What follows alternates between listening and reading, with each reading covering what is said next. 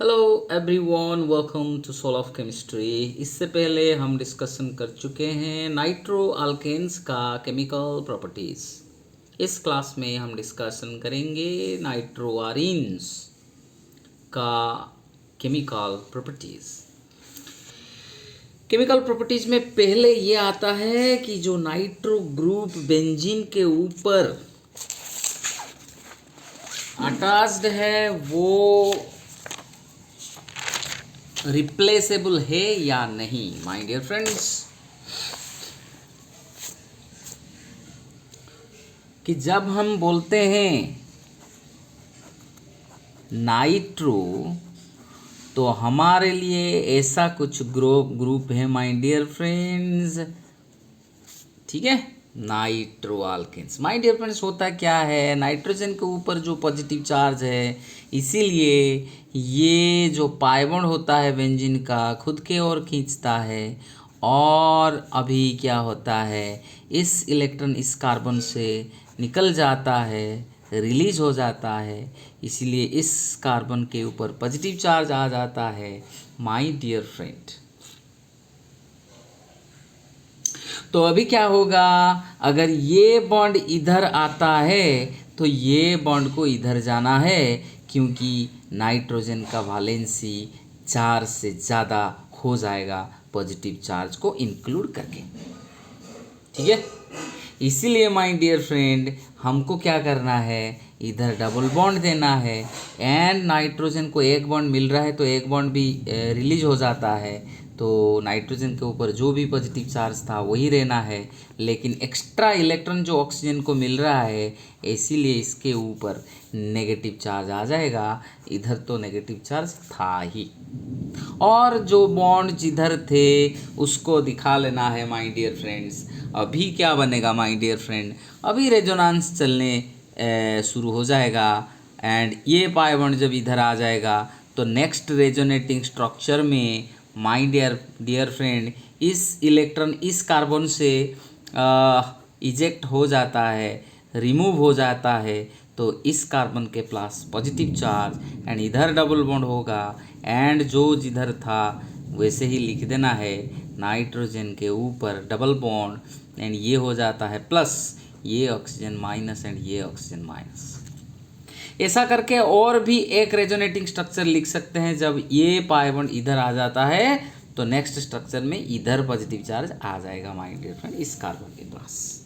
होता क्या है, हम देख रहे हैं कि जितने भी रेजोनेटिंग स्ट्रक्चर हमको मिलता है उधर नाइट्रोजन एंड कार्बन के बीच में एक डबल बॉन्ड होता है रेजोनेंस के वजह से, एंड रेजोनेंस होने के कारण जो डबल बॉन्ड फॉर्म होता है नाइट्रोजन एंड बेंजीन का कार्बन के बीच में, तो ये बॉन्ड इतना स्ट्रांग हो जाता है कि इतने इजीली ये नाइट्रो ग्रुप को रिप्लेस किया नहीं कर पाएंगे, ठीक है। तो इसीलिए हम नाइट्रो को कैसे रिप्लेस करेंगे, किस कंडीशन में रिप्लेस करेंगे, पहले तो हमको ये आइडिया हो गया कि ये डबल बॉन्ड कैरेक्टर के कारण ये नाइट्रोजन और nitro group replaceable in general condition नहीं है, ठीक है।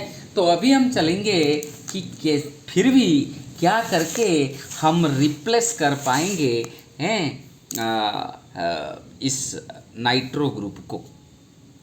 अगर बेंजीन के रिंग के ऊपर एक ही नाइट्रो ग्रुप है माय डियर फ्रेंड, बेंजीन के ऊपर अगर एक ही नाइट्रो ग्रुप है, उधर हम अगर aqueous पोटासियम हाइड्रोक्साइड दे रहे हैं तो पोटासियम हाइड्रोक्साइड से हाइड्रोक्साइड आयन ऑर्थो पोजीशन में जाके इधर लग जाता है।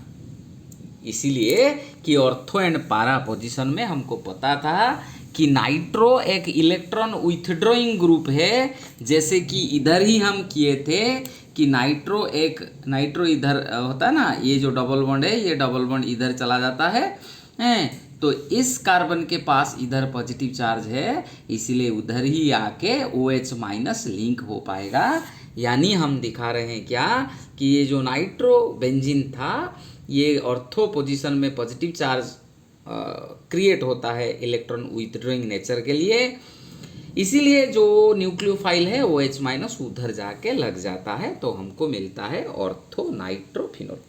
लेकिन अगर बेंजीन रिंग में और एक नाइट्रो ग्रुप है यानी पारा डाइनाइट्रोबेंजीन जैसा कोई मॉलिक्यूल हमारे पास है, तो दो के दो जब इलेक्ट्रॉन विथड्रॉइंग ग्रुप होते हैं तो तब एक नाइट्रो ग्रुप को हम रिप्लेस कर पाएंगे।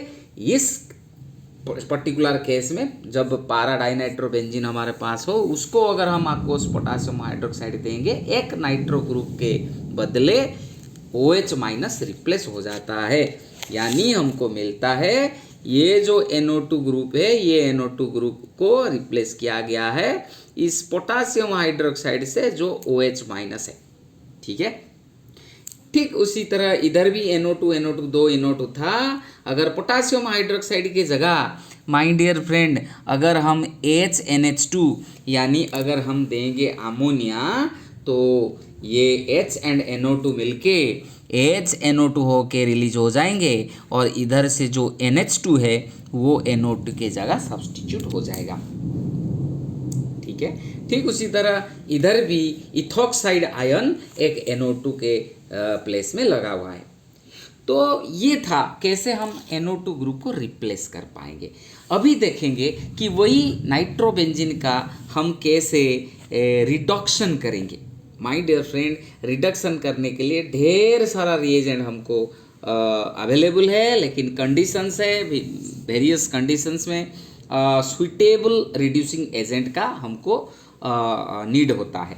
माय डियर फ्रेंड्स, जैसे कि हमारे पास ढेर सारे रिड्यूसिंग एजेंट जैसे कि SnCl2HCl भी रिड्यूसिंग एजेंट है, ZnHCl रिड्यूसिंग एजेंट है, एंड निकल और प्लाटिनम मेटल के ऊपर हाइड्रोजन को लेके भी हम क्या कर सकते हैं, रिड्यूस कर सकते हैं।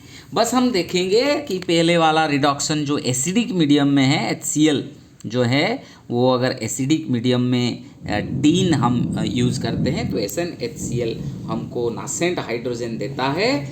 6 हाइड्रोजन आते हैं एक नाइट्रोबेंजीन के पास, उनमें से 4 हाइड्रोजन 2 ऑक्सीजन के साथ मिलके हमको दे देता है my dear friend water, 2 molecule of water. और 6 हाइड्रोजन से 4 हाइड्रोजन जाने के बाद, वाटर फॉर्म करने के बाद जो 2 हाइड्रोजन रह जाते हैं इधर नाइट्रोजन के पास लग के इसको रिडक्शन कर देते हैं, मिलता है आनिलीन।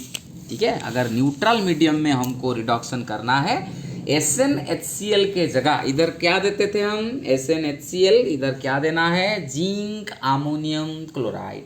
अगर न्यूट्रल मीडियम में हमको रिडक्शन करना है नाइट्रोबेंजीन का, तो पहले हम देंगे माय डियर फ्रेंड, पहले क्या देंगे, पहले देंगे जिंक अमोनियम क्लोराइड। उससे 2 हाइड्रोजन जो निकलेगा वो 2 हाइड्रोजन पहले वाटर के ऑक्सीजन के साथ मिलके वाटर रिलीज हो जाएगा, यानी एक ही ऑक्सीजन बचेगा, NO2 बन जाएगा NO, यानी नाइट्रोबेंजीन बन जाएगा नाइट्रोसोबेंजीन। अगर फिर हाइड्रोजन 2 हाइड्रोजन फिर आ जाएंगे नाइट्रोसोबेंजीन के पास, तो ये बनता है NHOH, N के साथ एक H, O के साथ एक H, तो बन जाता है N फिनाइल हाइड्रोक्सिल अमीन। ये कैसे होता है, हाइड्रोक्सिल अमीन का फॉर्मूला होता है माय डियर फ्रेंड्स NH2OH। अगर इस हाइड्रोजन के प्लेस में एक फिनाइल ग्रुप लगा डालेंगे तो जो मिलेगा माय डियर फ्रेंड, एक ये जो हाइड्रोजन है माय डियर फ्रेंड, इसके जगह एक हम लगाते हैं फिनाइल, तो ये बन जाता है C6H5NHOH, यानी इस N यानी नाइट्रोजन के साथ एक फिनाइल रिंग कनेक्टेड है, इसलिए N फिनाइल नाम इसका था हाइड्रोक्सिल अमीन। तो हाइड्रोक्सिल अमीन ये जो था माय डियर फ्रेंड, हाइड्रोक्सिल अमीन में जब फिनाइल सब्स्टिट्यूट होता है तो वो बन जाता है N फिनाइल हाइड्रोक्सिल अमीन।